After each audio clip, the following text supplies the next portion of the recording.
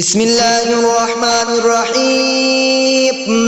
اللهم صل على سيدنا ومولانا محمد صاحب التاج والمعراج والبراق والعلم دافع البلاء والوباء والقحط والمرض والألم. اسمه مكتوب مرفوع مشفوع منقوش في اللوح والقلم.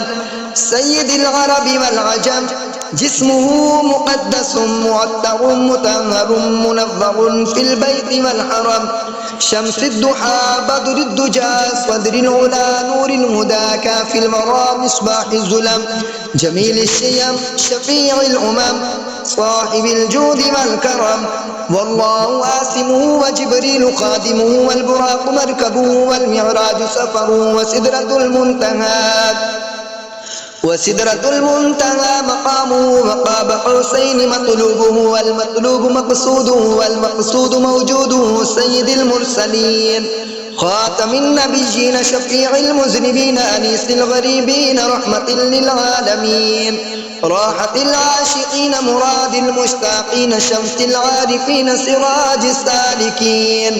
مصباح المقربين محب الفقراء والغرباء والمساكين.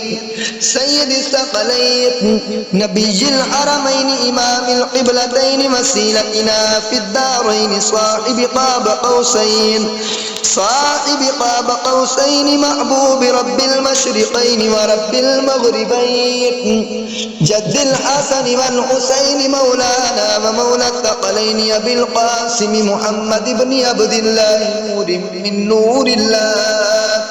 يا أيها المشتاقون بنور جماله بلغ العلا بكماله كشف الدجى بجماله حسنت جميع خصاله. صلوا عليه وآله وأصحابه وسلموا تسليما كثيرا كثيرا كثيرا. آمنت بالله صدق الله العظيم.